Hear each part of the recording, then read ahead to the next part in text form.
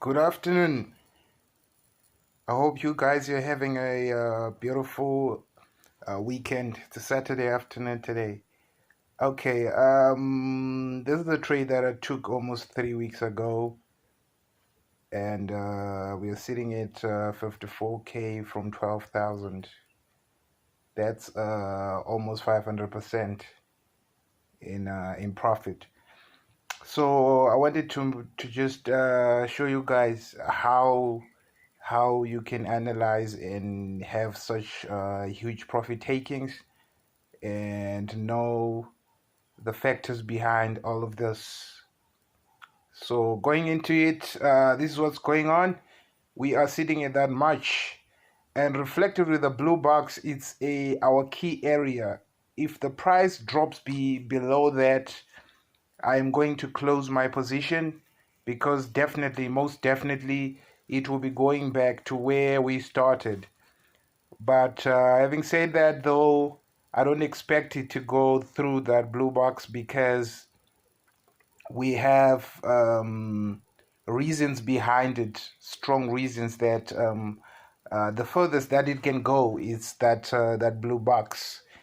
So, guys, this is what's going on right now. Remember that when we entered this trade, it was as a result of our negative impact of the news that it was to have on the market. Remember the NFP last month?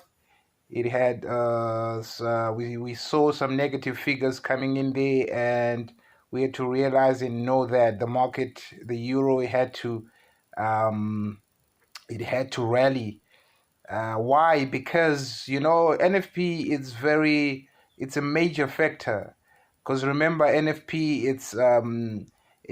we are talking about non-farm payments, non-farm employment, and the average. Let's just go into it. The average hourly earnings of those workers who are non-farm. That's why it's called the NFP. So we are excluding farm employment in these figures. So what happened? We saw a negative outcome from what we saw last month. So the same this month as well. So hence we expect the US to still rally for this month. So okay, having said that, so let's go into our figures to say that we have our average hourly earnings, which went by 0.1%, but now 0.1%, okay, is the average hourly earnings. But now it's kind of tricky, because if we go to the employment change now, we see that our earnings, it's 0.1% change, but now our employment change, which means they focused it at 164, but only achieved 142 change in employment, which is quite a huge difference there, almost 15% shortfall.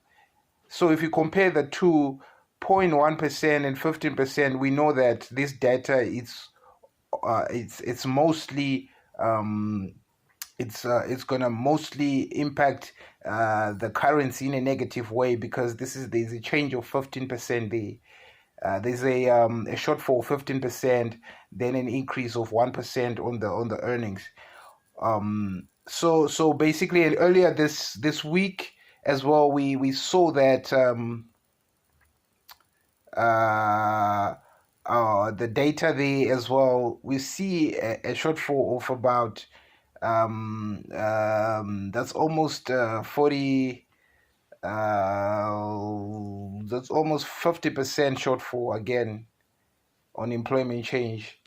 On this was released the day before, which was on Thursday.